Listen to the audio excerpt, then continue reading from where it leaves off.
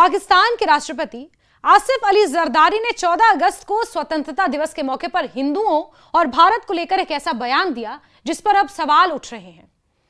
जरदारी ने दावा किया कि भारतीय अखंड भारत में विश्वास रखते हैं, जो कि रखते हैं, जबकि पाकिस्तान एक मुस्लिम देश है और वहां के मुसलमान दूसरे धर्मों के लोगों को बर्दाश्त और स्वीकार करने की सोच रखते हैं।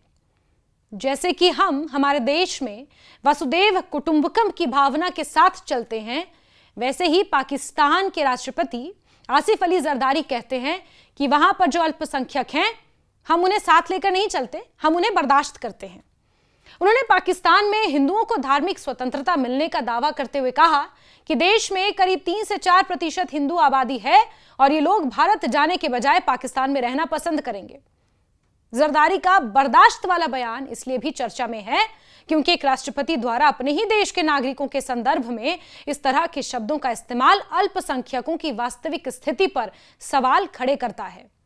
जरदारी ने कहा कि भारतीय अखंड भारत की अवधारणा में विश्वास रखते हैं, लेकिन पाकिस्तान के मुसलमान ऐसी सोच रखते हैं जो दूसरों को बर्दाश्त करती है। उन्होंने पाकिस्तान में रहने वाले हिंदुओं को पूरी तरह आजाद बताते हुए यहां तक दावा किया कि वो भारत की तुलना में पाकिस्तान में रहना ज्यादा पसंद करेंगे। लेकिन जरदारी के दावे और उपलब्ध आंकड़ों के बीच बहुत बड़ी खाई है, बहुत बड़ा अंतर है।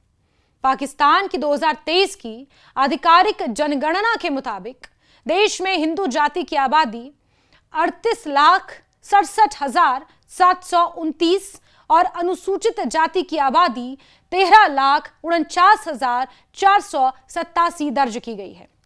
दोनों को मिलाकर कुल हिंदू आबादी 52,17,216 यानी करीब 2.17% बैठती है। यानी जरदारी का 3 से 4% का दावा आधिकारिक जनगणना के आंकड़ों से मेल ही नहीं खाता। पाकिस्तान ब्यूरो ऑफ स्टैटिस्टिक्स की जनगणना तालिका में यही आंकड़े दर्ज हैं।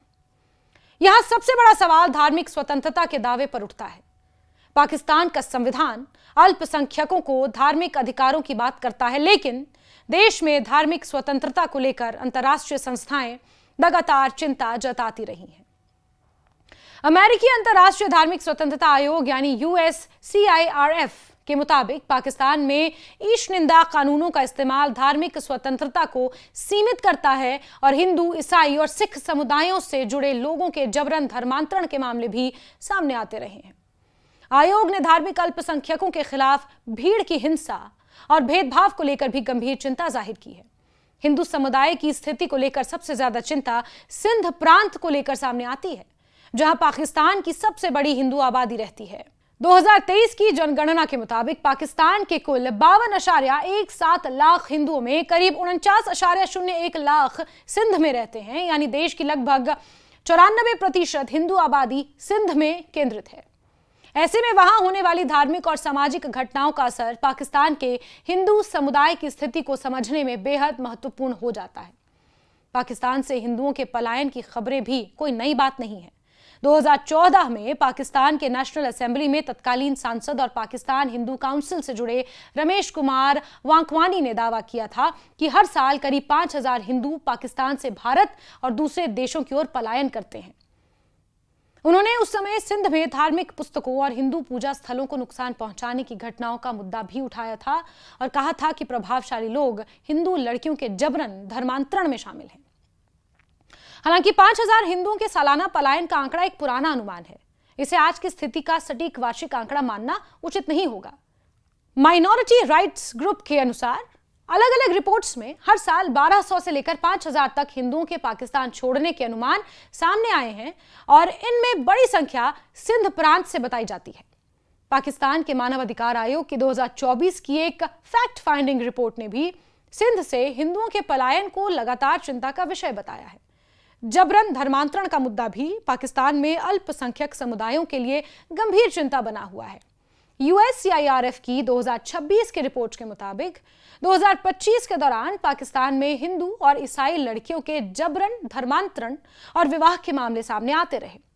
रिपोर्ट्स में पंजाब और सिंध में ऐसे मामलों का विशेष उल्लेख किया गया है। एक मामले में 12 साल की ईसाई लड़की के जबरन धर्मांतरण और विवाह की बात सामने आई, जबकि सिंध में 15 साल की एक हिंदू लड़की के कथित अपहरण और जबरन धर्मांतरण की भी जांच हुई। यही वजह है कि जरदारी का यह दावा कि पाकिस्तान में हिंदू पूरी तरह स्वतंत्र हैं और सुरक्षित हैं, आलोचना के घेरे में आता है। धार्मिक उत्पीड़न की समस्या सिर्फ हिंदुओं तक सीमित नहीं है। USCIRF के मुताबिक ईसाई और अहमदिया मुसलमान भी भीड़ की हिंसा, धार्मिक भेदभाव और कानूनी पाबंदियों का सामना करते हैं। अहमदिया मुसलमानों से ताल्लुक उन मुसलमानों से है जो 19वीं सदी में एक सुधारवादी आंदोलन से जुड़े थे और इस्लाम को लेकर इनके कुछ गहरे मतभेद हैं। लेकिन इस बीच आयोग ने पाकिस्तान में धार्मिक स्वतंत्रता की स्थिति को लेकर लगातार गंभीर चिंता जताई है और देश को कंट्री ऑफ पर्टिकुलर कंसर्न के रूप में देखने की सिफारिश भी की है। इसी पृष्ठभूमि में पाकिस्तान की आबादी में हिंदुओं की हिस्सेदारी को लेकर किए जाने वाले ऐतिहासिक दावों पर भी बहस होती रही है। अक्सर ये कहा जाता है कि 1947 के समय पाकिस्तान के हिस्से वाले क्षेत्रों में हिंदू आबादी करीब 19% थी और बाद के दशकों में यह घटकर लगभग 1.5 यानी कि 1.5% रह गई। हालांकि इस तुलना में 1947 के अविभाजित पाकिस्तान और मौजूदा पाकिस्तान की सीमाओं, जनगणना पद्धतियों और विभाजन के बाद हुए बड़े पैमाने के पलायन को ध्यान में रखना जरूरी है। इसीलिए 19% से 1.5% की तुलना को बिना संदर्भ के आज की आधिकारिक जनगणना से जोड़ना सावधानी मांगता है। मौजूदा 2023 की आधिकारिक जनगणना में हिंदू आबादी 2.17% दर्ज है।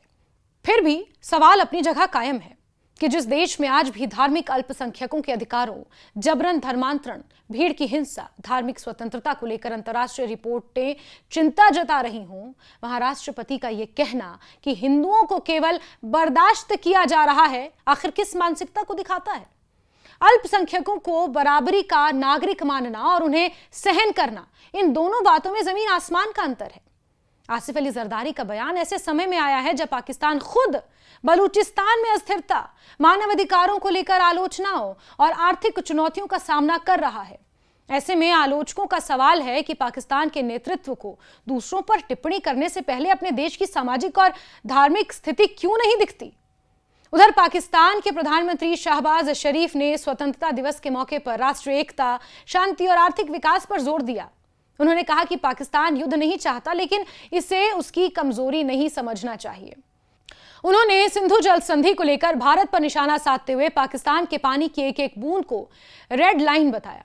उन्होंने कश्मीर का भी जिक्र किया और अफगानिस्तान से अपनी जमीन का इस्तेमाल पाकिस्तान के खिलाफ आतंकी गतिविधियों के लिए ना होने देने की अपील की।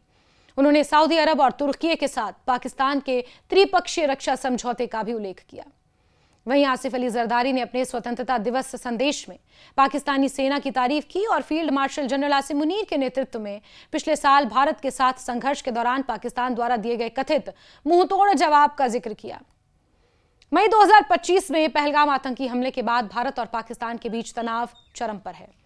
इसके बाद दोनों देशों के बीच ड्रोन और मिसाइल हमले भी हुए और करीब 4 दिन तक सैन्य टकराव चला, जिसके बाद दोनों पक्ष संघर्ष रोकने पर सहमत हुए। ऐसे में जरदारी के बयान को लेकर सवाल सिर्फ उनके एक शब्द बर्दाश्त पर नहीं है, बल्कि उस विरोधाभास पर भी है जो पाकिस्तान के दावों और उसके अल्पसंख्यकों की स्थिति को लेकर सामने आता है। तो जरदारी मियां, जरा आईना देख लो। हिंदुओं की आज की आधिकारिक आबादी 2.17% है। धार्मिक स्वतंत्रता को लेकर अंतर्राष्ट्रीय रिपोर्टें लगातार चिंता जताती हैं और जबरन धर्मांतरण के मामले भी दर्ज होते हैं। ऐसे में शेखी बघारने के बजाय पाकिस्तान के नेतृत्व के सामने असली चुनौती अपने ही देश के अल्पसंख्यकों को बर्दाश्त करने की नहीं, उन्हें बराबरी, सुरक्षा और सम्मान देने की होनी चाहिए।